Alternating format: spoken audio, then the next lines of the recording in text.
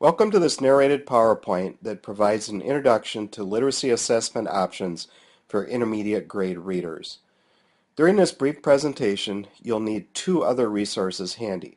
First, use the organizer distributed in class to take notes. Second, plan to use your big book as you turn to specific pages that I'll reference. Please feel free to pause this PowerPoint at any time while you take notes and examine pages in the big book. Let's get started with the definition of assessment. Simply put, assessment is the process of observing, recording, and documenting the work children do and how they do it for the purpose of making sound educational decisions for each individual child. Notice that assessment isn't just about assigning letter grades. It's about meeting the needs of each individual reader in your classroom. Throughout this presentation, I'd like you to keep in mind our two learning targets. First, I can identify three major literacy assessment areas for intermediate grade readers.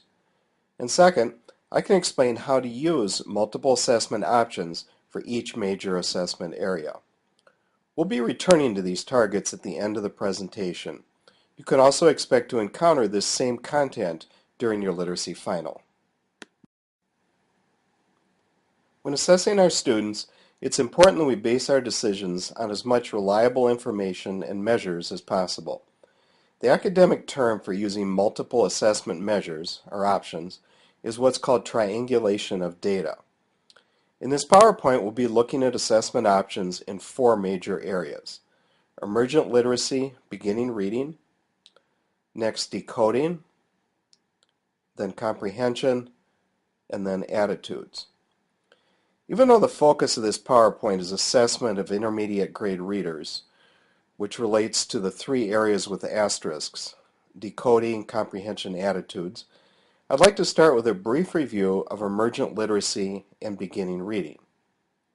Let's look at this first area now on the next slide. Skilled teachers are able to determine a great deal about their learners by observing and questioning, the first area on your organizer. On the slide, you can see the first three issues for you to observe and consider. At what level are my students reading? How well do they comprehend their reading? What comprehension and word attack strategies do they use? Let's look at the next slide for three other issues for you to consider. Do they know how to study? Do they enjoy reading? Do they have special needs in reading and/or writing? A second assessment option for you to consider with emergent readers is their phonemic awareness, a term you should be very aware of. Phonemic awareness is a subset of phonological awareness in which listeners are able to hear, identify, and manipulate phonemes, the smallest units of sound that can differentiate meaning. Separating the spoken word cat into three distinct phonemes, ka, a, t, requires phonemic awareness. Phonemic awareness and phonological awareness are often confused since they are interdependent. Phonemic awareness is the ability to hear and manipulate individual phonemes. Phonological awareness includes this ability, but it also includes the ability to hear and manipulate larger units of sound, such as onsets and rhymes and syllables. The single best measure I know of to assess phonemic awareness is found in your organizer packet. It's the page entitled Classroom Phonemic Segmentation and Blending Test. This is designed to be used in early first grade, but it could be used in late kindergarten as well. Let's look at how you would use this measure with your students. For the first 6 items, you simply ask them, when I say ka, a, ba, can you tell me the word? For items 7 through 12, you ask them, when I say sad, can you give me each sound that you hear in the word? You or a trained aide or parent administer this and keep track of how many items are correct. No coaching is allowed, and if a first grader misses 6 or more items, they are considered at risk as a reader, and you'll want to plan additional activities to build phonemic awareness with these students. The test can also be used with kindergartners, but it's intended for use in the first 2 months of first grade. This single measure has a 92% predictive ability to identify at-risk readers in first grade. This is what's called a robust measure and one that all first grade teachers should use.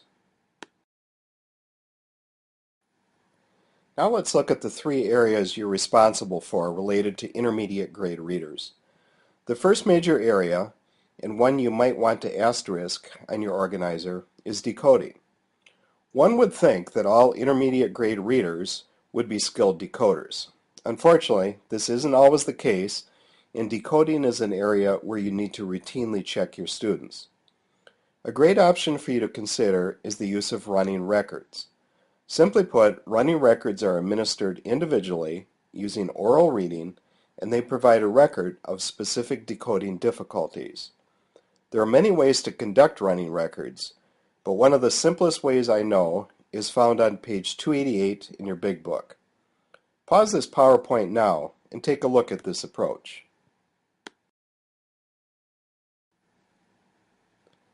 A second option for you to consider is what's called an informal reading inventory.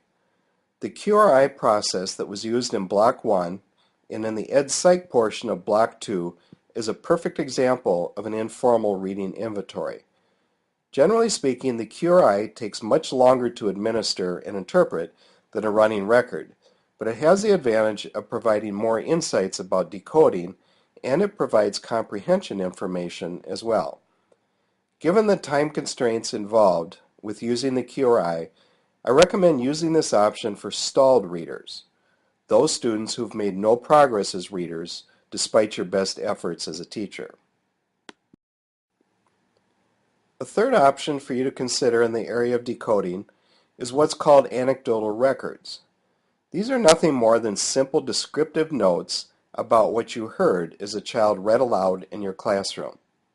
One simple way to manage these records is to create a file folder for each child and then listen to 3 to 4 children read each day while you jot descriptive notes on an 8.5 by 11 sheet of label paper divided up into quarters or sixths.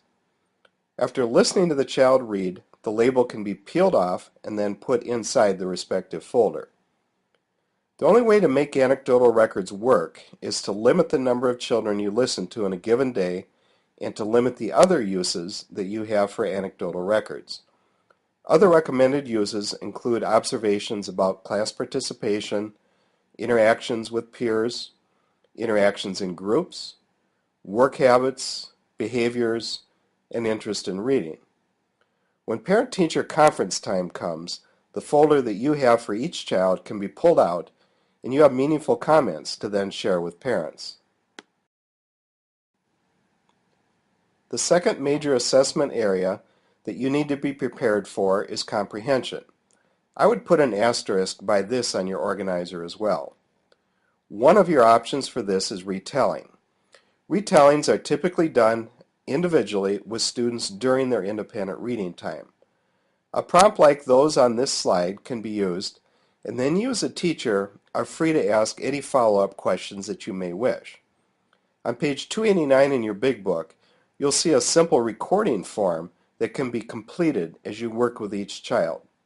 Stop the PowerPoint now while you take a look at the form. Another great option for assessing comprehension is the use of questioning. This can take the form of large or small group questioning and/or giving students written questions in the during reading or post-reading phase of instruction. With either approach, oral or written, it's recommended that you use the 4 styles of questions that we used when leading literature circles. More information about these 4 question types is found on page 103 of your big book. The information about using aesthetic prompts is found on page 159 in your big book, and a simple reading conference form that you might want to use is found on pages 328 and 329 in your big book. Pause this PowerPoint while you take a look at these pages now. Another option for assessing comprehension is what's called a close technique. This is something that you provide to your students after they've read a portion of text. You simply copy several paragraphs of the text, but you leave out designated words. The theory is that if the reader understands the text, they'll be able to insert the correct word where the blank is. Try the one I placed on the screen. Can you figure out the missing words? Pause the PowerPoint and I'll let you know the missing words. The missing word